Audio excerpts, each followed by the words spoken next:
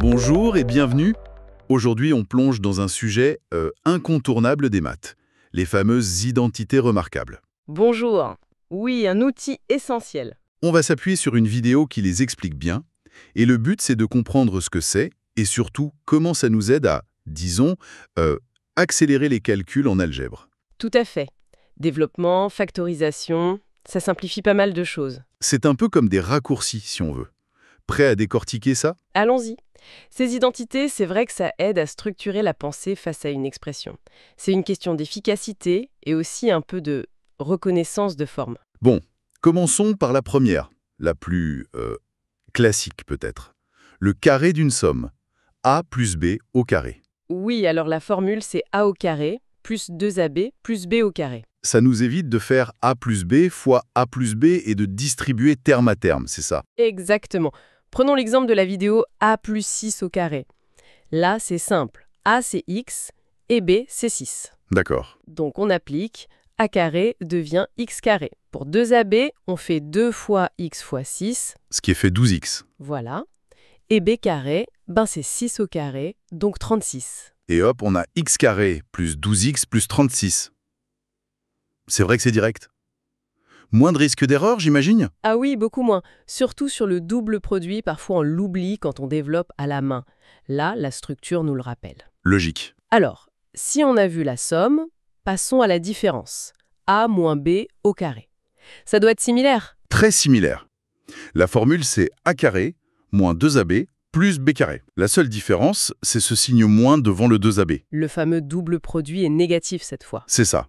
Si on prend l'exemple 3x moins 4 au carré, ici a c'est 3x et b c'est 4. Attention, A, c'est tout le 3x. Exactement, c'est le point clé. Donc, A au carré, c'est 3x au carré. Et là, il faut bien mettre le carré sur le 3 et sur le x. Ça donne 9x carré. Ah oui, pas 3x carré, le piège classique. C'est un grand classique.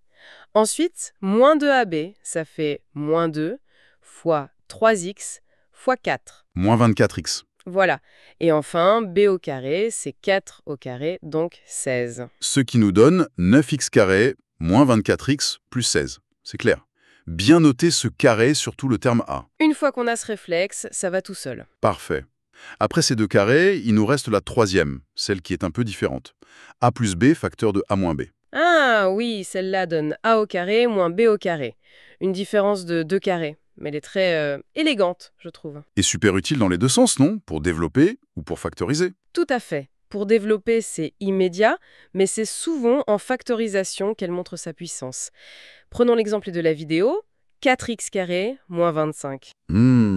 Là, il faut reconnaître la structure carré moins carré. C'est ça l'astuce.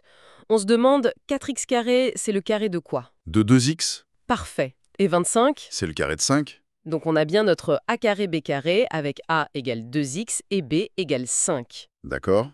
Et la formule nous dit que a carré b carré égale a plus b facteur de a moins b. Donc 4x carré 25 se factorise en... 2x plus 5 facteur de 2x moins 5. Exactement. On est passé d'une soustraction à un produit. Et ça, c'est fondamental pour plein de choses ensuite. Résoudre des équations, simplifier des fractions. C'est puissant. Et si on avait eu 2x plus 5, 2x moins 5 à développer, on aurait reconnu la forme a plus b, a moins b, et on serait retombé direct sur 2x au carré moins 5 au carré, soit 4x carré moins 25. L'aller-retour fonctionne parfaitement. C'est ça qui est bien avec ces identités.